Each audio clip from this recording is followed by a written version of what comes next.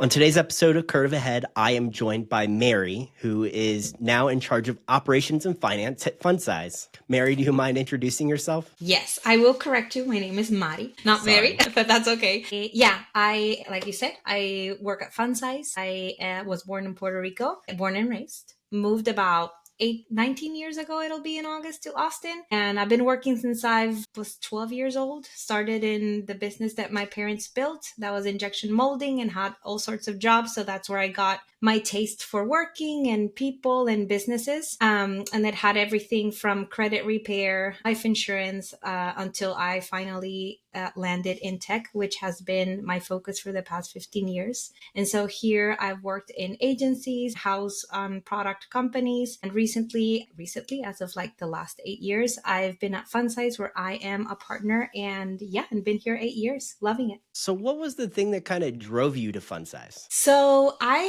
once I moved into the agency space, I've always heard about Funsize here. They're locally very well known in Austin. A lot of the designers that were my friends, that are some of the best designers that I've worked with, ended up either working with them as freelancers or ended up getting jobs there. So I was always very intrigued and also very aware of their work and what they did. And so I got introduced to Anthony, who is one of the owners of Funsize. It's Anthony and Natalie, they're a husband and wife agency. And we started talking, and he invited me to his podcast, which I never did, by the way, at that time. And he learned that I wasn't in the agency that I was at the moment, and asked me if I wanted to collaborate with Funsize. So I started contracting there and eventually ended up with a job. Is there a name, or is there a story behind the name Funsize? Yes, and I've heard Natalie and Anthony tell it a lot.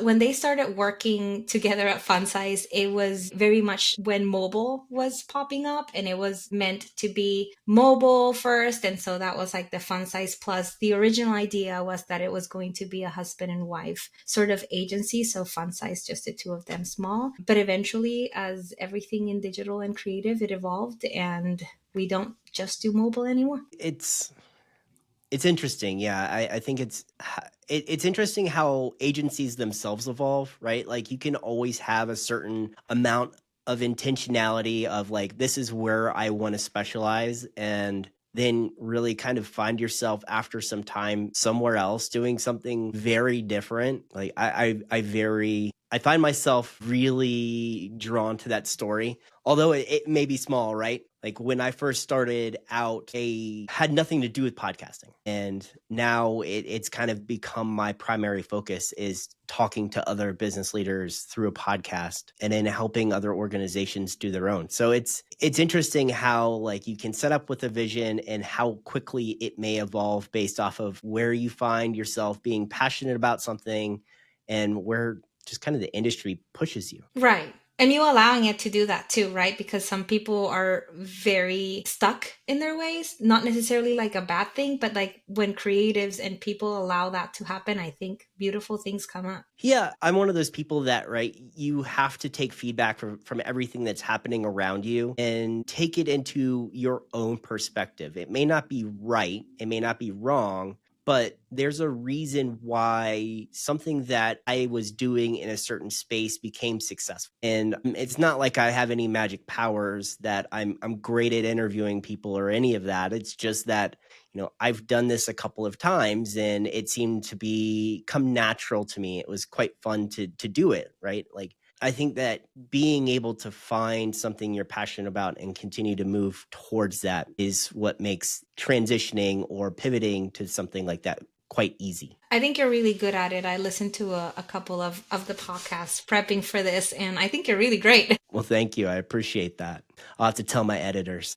Props to the editors too. So tell me a little bit more about Funsize. We talked about the name of it, kind of where that came from, but kind of give me like a 15,000 foot view of the organization itself, who it is that they serve, what they specialize in, other than having one of the coolest websites that I've seen. Thank you for that. Yeah, so we're an experience design agency. That's basically the short and sweet of it. And in there, right, if we start digging into what that means, is we service digital products anywhere from startups to enterprises, anywhere from like branding all the way to development and everything in between. So we help companies that are startups that are going from 0 to 1, where they come with this idea and they are pre-funding, pre-seed, all the way to enterprises that very much have like products out there that we get to work on or iterate or support. So in short, that's what we do. So, from the operations side, what types of clients do you typically think are more fun to work with? Is it the 0 to 1 startup, or is it the enterprise, or is it somewhere in between? Like, and this is all personal preference, right? Like, this does not have to be right or wrong. That is a great question. And I think depending who you ask at Funsize, they'll definitely have a different answer. I think everyone has its pros and cons. And what I really like about Funsize is that we get a good mix of everything. I think in general, startups or people that come with ideas, that come with that passion, that are entrepreneurs, that let us get involved in much more than if we were working with an enterprise client, makes it fun, but it is also a lot more challenging on the areas that I touch, right? Because there are always limitations and constraints, and I'm always trying to marry the creative with the finance and procurement and operations of it, and making sure that at the end of the day, we come up with the best product that we can. And that tends to be a little bit simpler when you're working with enterprises on my side of the table, but it might not be necessarily as dynamic or as involved or as fun, depending on who the client is and what the work that we're supporting looks like. When we get to work on with enterprises on like North Star work and imagining and envisioning what this could evolve to or look like, that tends to be really fun for everyone. So that's why I'm saying like it doesn't necessarily is not necessarily tied to startups or enterprises or in between. I think it's about the work. And if we get a good mix of everything, that makes it really fun. I think that one of the drawbacks of working with startups is that entrepreneurs envision things being a very specific way, and sometimes they have a hard time relinquishing control, which makes them challenging to work with, right? That is what got them to where they are. However, it's got its own challenges. So Oh, yeah. that's all I want to say on that. Like, I am one of those people that I am quite type A, and sometimes for me to let go of something that is a part of the creative process, a part of the brand vision, the look and feel of what it is that I'm trying to accomplish, is hard for me to just be like, okay, like this is how I personify it, or this is what the direction that I need to give to someone for them to execute on my behalf. I think that when an agency or a group of people is good, that is something that, depending on the experience that you want for your client or the enterprise owner, like I think that's a challenge that can be managed. Because at the end of the day, if it's a good experience, if you build a good relationship, if you build trust, and it's not just on business, like it happens in life, right? Then that you end up trusting and delegating and feeling confident and comfortable in the skill set that you hired. So I think that is, yes, I agree with you, but I think that is not a challenge that's impossible to overcome. I think it really depends on the group of people and the relationship that you establish when you're doing an engagement or a project. And I think honestly, Funsize is really, really good at that. Like, for example, doing kickoffs in person and having the lunches and the happy hours and just getting to know people for people and understanding the purpose and the goals, not just for the business, but for this person in particular, helps build our relationship in a different way and helps build trust in other ways that can make that work be great at the end of the day. I completely agree. I think taking time to build relationships with clients and prospects and potential partners, like that is the only way you develop that great rapport. I mean, yes, you can kind of artificially create it by having regular meetings and talking about progress of the project, but like there is a more of like a nonverbal contextual thing that you get when you're meeting someone outside of like your normal business parameters, if that makes sense. Mm-hmm. Yeah, it's a different relationship, it's a different engagement, and it just eases you up and you're more relaxed, and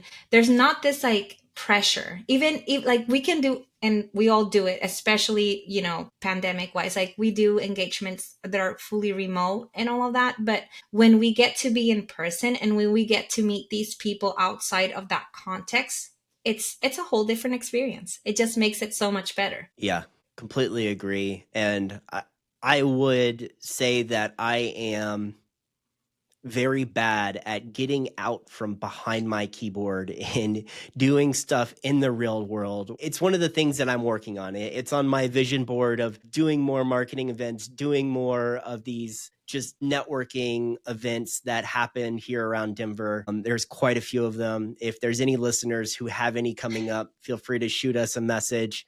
I'll try to make it. So yeah, no, I'm bad at it. I'm comfortable here. I'm quite introverted. I know that I've mentioned that a couple of times on the show, but this is my safe space. I know how to control this environment, feel comfortable with what it is that I'm doing. Meeting people outside of this space is nerve-wracking for me. So No, I I get it. try to continue to push the boundary of what I feel comfortable with. No, I get it. I think I found my sweet spot. Like, I don't do well on those types of events where you go and it's a big networking event and you're in a group and you're standing awkwardly in a corner. But when I do like one-on-one dinners or like coffee or something like that, that's my sweet spot. That's like, okay, cool. This is what I need to do. I now know that I am better at doing this one-on-one or like finding the right people or like the right person that I need to talk to and just focus on that, not quantity, quality. So that's sort of like been my big revelation in the past few years. Yeah, 100%. I also get quite overwhelmed at those large networking events where it's like, okay, I'm going to just sit here at the end of like whatever bar we're at or wherever we are and try to like wait for someone to come up to me and talk to me about what it is that I do. And then like typically I'm pretty engaging with regards to like, here's the business idea, here's what I'm looking to accomplish with it. Obviously just make small talk about themselves. I read this book, Never Eat Alone, I think. And have you read it? Never Eat Alone? It's this book about networking and how to do things. And it was really cool because it talks about the different types of networking and like how to do your proper research and all that. It was a little too much for me because I don't want this to be like a machine robotic thing. Like that's not the whole point for me, but it gave me a bunch of tips and tricks on just focusing on the quality and not the quantity. I'll have to add it to my read list, and by that I mean see if I can find it on Spotify so I can listen to it. You can. I listen to it. Okay, perfect. Love that. I spend quite a bit of time of listening, like bouncing back between podcasts, like news podcasts and books while I'm like working out or trying to do focus time and just trying to like fill in those additional gaps with where I have knowledge gaps or Mhm. where I can learn something more. That's good. So very cool. So I had mentioned that you guys have an incredible website. Do your designers think about the user experience first before they really start to design? Because that's kind of like what you guys do. That's a great question. I think it's a mix of both. I think they did have a lot of fun with the website. I remember walking into the studio and they were cutting pieces of paper and magazines and posting them all around these big blackboards, trying to figure out what the direction and the branding and like all these things were going to be. But everyone is very detailed about not just the experience, but making it look beautiful. Particularly Natalie, who's one of the owners. She has, we call it the big Nat energy at work because everything that she does has this just this energy that is like very hers. And so I think that shows a lot on the website. And there were of course a lot of people like Esteban and Tony and Dina and Lee and all these folks that just got together in that in that energy and just made it happen. And it was just really beautiful to see from an outsider's perspective. Most of the people that I work with are designers. I'm not. And so I'm always in awe to see them like work and their process and how creative they are. I'm very much a spreadsheet kind of gal. So for the website, it was really interesting to see from my perspective how things were evolving. And I got like little sneak peeks of the playground and everything as it was being developed. So it was really cool. But yeah, I think our website is awesome and I get compliments on it and it makes me very, very happy. Do working with people like that, right, quite closely, does their process ever kind of rub off on you and like force you to think about certain problems that you wouldn't typically see a little bit more black and white in a different way? 100%. And I'm married to a creative as well. So I'm literally surrounded by creatives all day long. And yeah, I think it goes both ways for sure. I think that sitting down and having these conversations, I can see their perspective and how they think outside the box and how these things just come into their head. And then I definitely take inspiration in doing what I do, which is more rigid and structured, but just as I was mentioning earlier, it helps me in my job to marry the procurement and the logistics and the contracts side of things and make sure that I am not hindering on the experience of the creative and what the product can be. Like I think it comes from working with creatives and just seeing them solve challenges and approach them in different ways. Yeah, I think that's a great perspective. It's interesting. So my wife and I are in similar industries, and she's definitely like the more numbers person, and I'm more like the intangible. Think about aesthetics and. Although that like she does as well, it isn't kind of interesting how those two opposites attract one another Yeah. and how they interact and how certain conversations get dominated by one person over the other because like the other person just like I don't care, Yeah. It's not my whatever, we can do it priority. however you want. It's just okay, let's just make it work.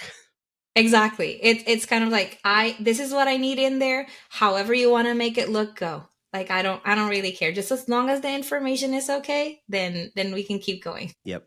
Totally. So let's talk about some trends that I think that everybody's seen the impact of how AI has influenced their business, their industry over the last, 18 months. How has that impacted you all and the work that you do at Funsize? I think that's a great question. I think in multiple ways it has impacted us from the way that we might approach a problem or a solution of a problem, right? It has been definitely been an influence. I think, you can use AI for multiple reasons. And I've seen our designers use it as personas when they're trying to test something out. Like, hey, I want you to act as the CMO and like what's important for you as a stakeholder, like all of that, right? Like just having someone to bounce things off of.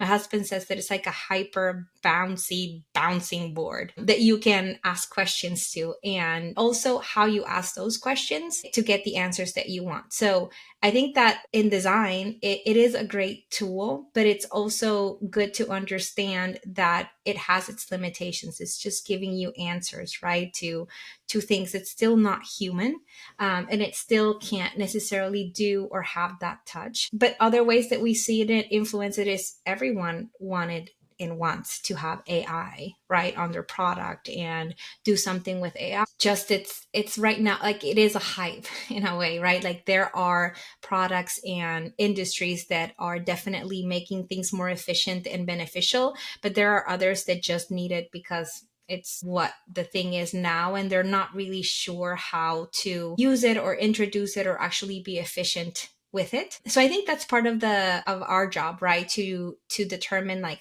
what the best use is, if it's something that can be added efficiently, where it's added, all those things. So it's ever changing. I don't know that there is going to be just a one response thing of like how it's affecting. I think it is affecting and it is evolving, and that's the beauty of it, that we're just trying to figure it out with everyone else, and we're learning about it and making sure that we're efficient with it. And I think that's the biggest impact, that our designers have figured out how to use this tool efficiently to do their jobs. And they keep evolving with it and figuring the new tools that are coming out every day and using it as inspiration. Yeah, I mean, I think that that's a great perspective. It's AI requires a certain amount of human input, and the better input you're able to provide it, the Right. more information you're able to provide it, the more specific you're able to provide the example of what you're looking to get out of it, the better responses you get. So it is a great tool for being able to do quick inputs and see how things would land from different people's perspectives, especially if you've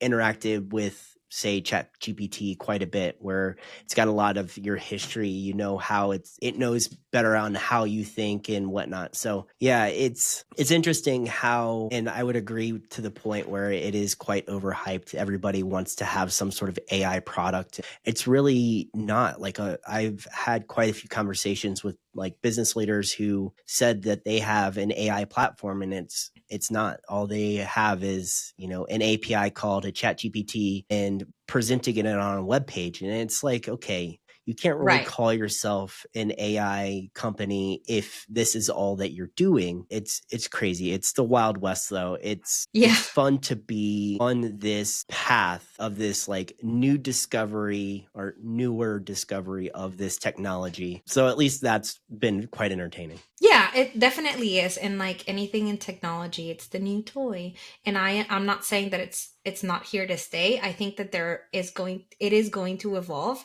and it is going to get better and better, and we're going to figure out how to use it and how to use it efficiently. And then there's going to be rules for it, like it happened with the internet and all these things, right? So it is definitely fun to be in it and to be one of the first few people or like players in seeing where this goes and having a hand in it and making good use of it, right? It'll be interesting to see how it evolves, how our interaction with it, how the tools that we have commercially available now will also evolve. So it'll be interesting to just kind of see how all of that changes in the next, say, 5 years. Mm-hmm.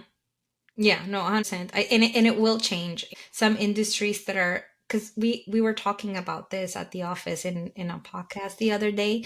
I think that there are certain industries that are allowed to use these tools way quicker than others. There are industries that have other limitations, like medicine or like automobile, like all these things. Even though they're sort of like using it and introducing it, there are limitations and risks and things that they have to consider that others do not. So it's going to be fun seeing how these industries that are legacy industries use it and sort of like very slowly introduce it to their products or their day to day or the interactions that they have with their customers and clients.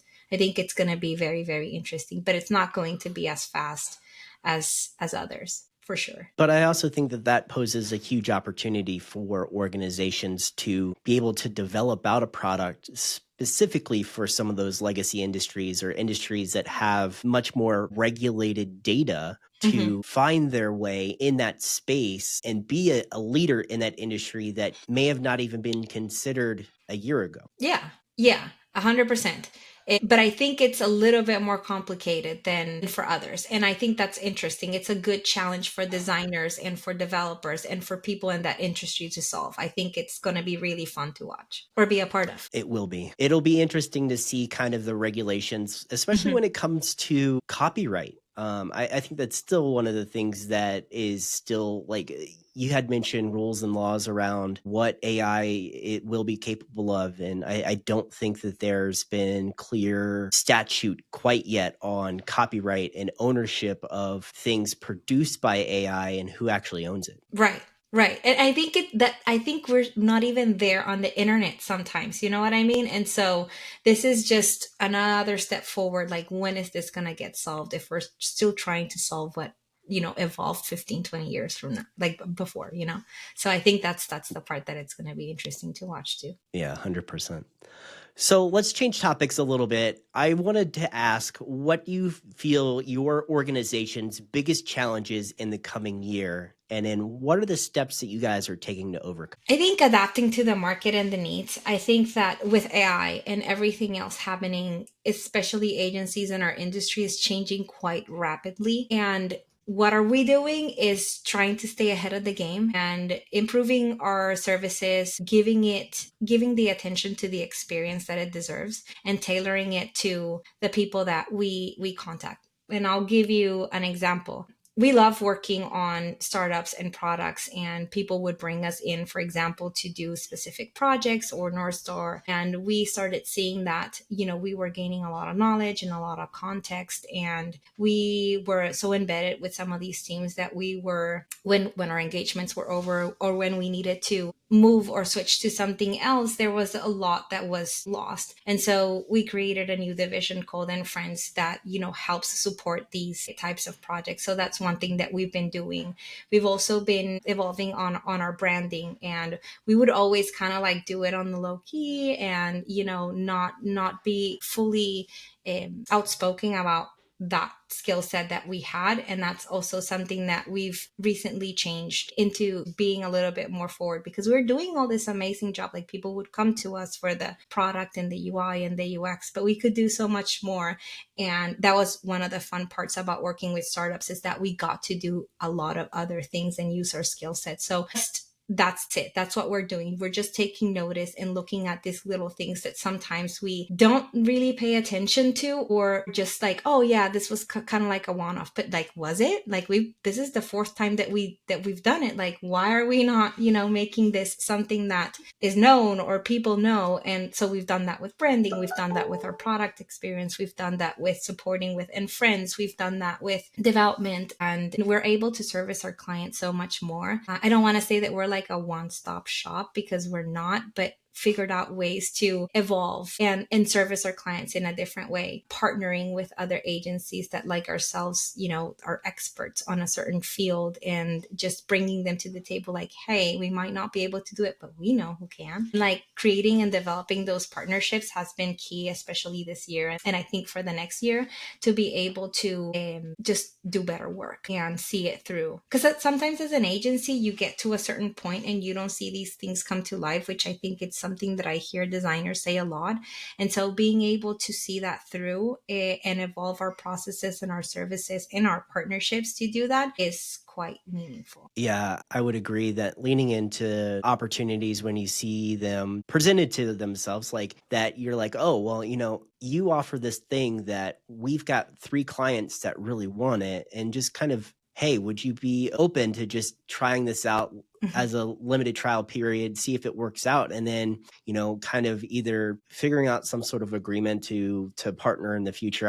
I've worked through a couple of those. I'm working through one of them right now. So it's interesting how those kind of work out and evolve. And then I think the other thing that I picked up from there is that it's okay to build in public, right? You may be changing your branding, you may be doing this new thing, but it's okay to make people aware of what it is that you're doing and how you're changing and how the brand is evolving, how the product evolves. That's okay. It actually helps drive engagement to the brand, to interact with people and be like, hey, we're doing this other thing. You should check it out. So I love that. Yeah, and it gives you a much better experience at the end, because you're talking to the people that are actually using it and being raw and honest and like, hey, this is how we've done it. Give me your feedback. What do you think? And so we've been lucky enough to have really, really good clients that have allowed us to do that and perfect and tweak and, refine our services. I love that. It's sometimes the feedback can get nasty, but as long as it's helping you grow as an organization, I think that it's probably worth it to get out there and build in public. If anybody who is kind of on the fence on whether or not they should, definitely lean into that. That's how you can build your first audience and your first customer base. 100%. So you've been a great guest. I really appreciate your time today. At the end of each one of my episodes, I give all of my guests 90 seconds to plug anything that they're passionate about. So this could be Funsize, this could be anything else. So without further ado, the next 90 seconds are yours. First, thank you for having me. This is awesome. I'm very shy about these things, so definitely out of my comfort zone. As far as like what I'm passionate about, it's basically what we've been touching on throughout the whole episode. It's not staying stagnant. Just go with the flow, try things, it fail, and do it again and perfect and refine. I think that's what I'm passionate about. When I saw this question, I was like, yeah, I need to think about that. And that goes on Funsize. Like, that's how we do and how we've evolved and how we've been in business for the 13 years, starting from like mobile factor all the way to what we do now. And I think that's something that I like to do for myself in my personal life as well. If I'm bored and there's no challenge, there's just no point. So just keep moving. Don't stay stagnant. I love that. Thank you so much for your time. Thank you.